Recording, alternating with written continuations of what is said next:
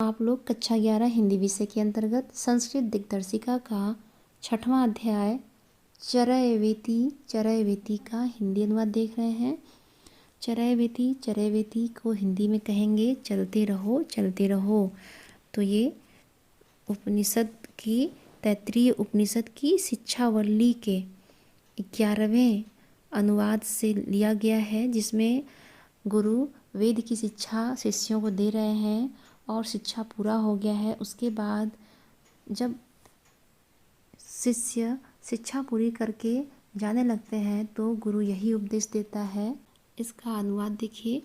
वेद अनुमन्य चानमानी अन्ते वासिन अनुम शास्ति, अर्थात वेदम अनुच्य आचार्या अंतेवासिनम अनुशास्ति, यानी वेद का अध्ययन पूरा करा के वेदाचार्य अपने से दूर जाने वाले विद्यार्थियों को अनुशासित करता है।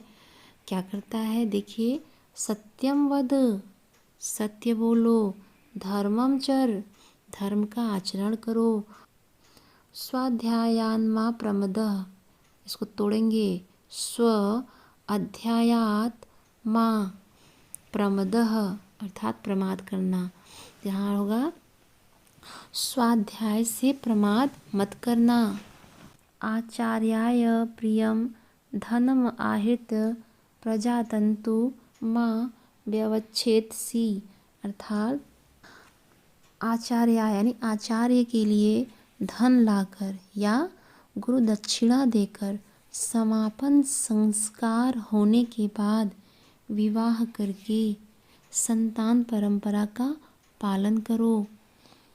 सत्यान प्रमदितव्यम, इसका अर्थ होगा तुम्हें सत्य बोलने में भी प्रमाद नहीं करना चाहिए। धर्मा अन्न प्रमदितव्यम, अर्थात तुम्हें धर्म के कार्य में भी प्रमाद नहीं करना चाहिए। कुशलान्न प्रमदितव्यम, अर्थात तुम्हें कुशल कार्य करने में भी प्रमाद नहीं करना चाहिए। भृत्येन प्रमदितव्यम, अर्थात भृत्य का अर्थ होगा नौकर या सहयोगी, यानी नौकरों या सहयोगियों में भी प्रमाद नहीं करना चाहिए। स्वाध्याय प्रवचना अभ्याम न प्रमदितव्यम, अर्थात तुम्हें स्वाध्याय और भाषण में भी प्रमाद नहीं करना चाहिए। गुरु अपने शिष्यों को उपदेश दे रहे हैं। शिक्षा जब ग्रहण करा लिया गया है तो जब शिष्य शिक्षा ग्रहण करने के उपरांत जा रहे हैं तो ये गुरु द्वारा दिया गया आशीर्वचन है। आगे देखिए। देव पितृ कार्याभ्याम न प्रमदितव्यम, अर्थात देवों तथा पितृ मतलब पितरों से संबंधित कार्य जैसे पूजा यज्ञ श्राद्ध आदि में प्रमाद मत करना। मातृदेवो भव, माता को देवता समझना। पितृदेवो भव, पिता को देवता समझना। आचार्य देवो भव, और तुम अपने आचार्य या शिक्षक को भी देवता स्वरूप ही मानना। अतिथि देवो भव, अर्थात तुम्हारे घर जो मेहमान या अतिथि आए उन्हें भी देवता का रूप ही समझना। यानी अनवद्यानि कर्माणि तानि सेवितव्यानि, अर्थात जो श्रेष्ठ और प्रशंसनीय कार्य हैं तुम उनका आचरण करना। नो इतराणि, मतलब किसी अन्य का नहीं। नो इतराणि मतलब अन्य का नहीं, यानी जो काम प्रशंसनीय है वही करना। और जो कार्य यन अस्माकं सुचरितानि, यानी जो काम हमारे अच्छे हैं तुम उसको अपने जीवन में स्वीकार करना। तानि त्वयोपास्यानि नो इतराणि, और तुम उसको अपने जीवन में अच्छे काम स्वीकार करके बुरे कार्यों को कभी भी अपने जीवन में स्वीकार मत करना। आगे देखिए। ये के अस्मत् श्रेयसम ब्राह्मण, अर्थात जो कोई ब्राह्मण सावधान चित्त वाला हो, तेषां त्वया आसनेन प्रश्वसितव्यम, तो तुम उनका उचित आसन देकर उनकी थकान दूर करना। तात्पर्य है कि जो कोई ब्राह्मण सावधान चित्त वाला हो, विद्वान हो और हमारी अपेक्षा श्रेष्ठ हो, तो तुम उनको आसन देकर उनकी थकान दूर करना। श्रद्धया देयम, श्रद्धा पूर्वक दान करना। और श्रद्धा अदेयम, अर्थात यदि श्रद्धा न हो तो भी उनको दान जरूर करना। श्रिया देयम, अर्थात अपनी आर्थिक स्थिति के अनुसार दान करना। ह्रिया देयम, भिया देयम, अर्थात ह्रिया देयम का अर्थ होगा दूसरे से लज्जित होने से बचने के लिए दान देना। भिया देयम यानी भिया यानी भयभीत, भयभीत होकर दान देना। संविदा देयम, अर्थात लोगों को अपना मित्र बनाने के लिए दान करना।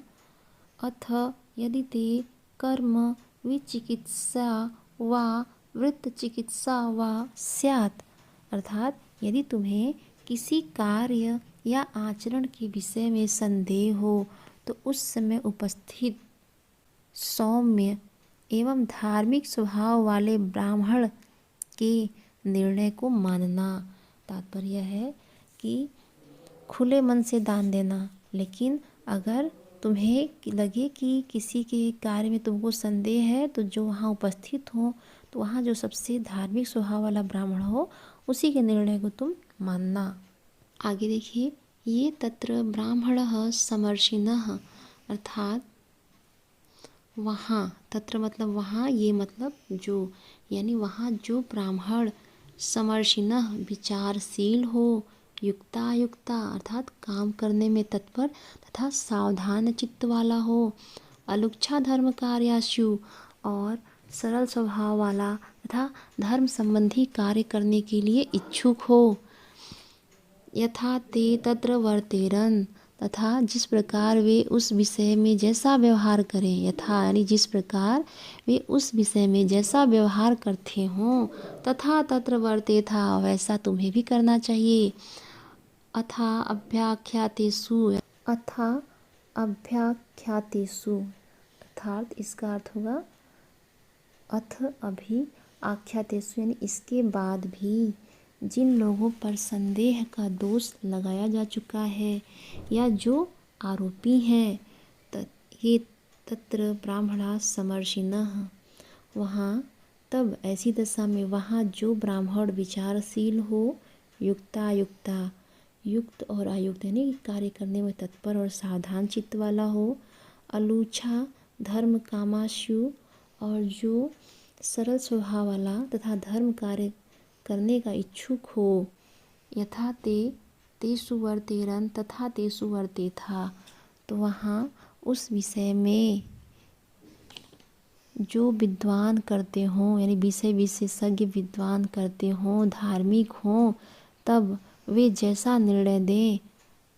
तथा तेषु वर्तेथा तब उसे मानना चाहिए। ऐसा आदेशः, यह मेरा आदेश है। ऐसा उपदेशः, यह गुरुओं का उपदेश है। ऐसा वेदोपनिषद, यह वेद का रहस्य है।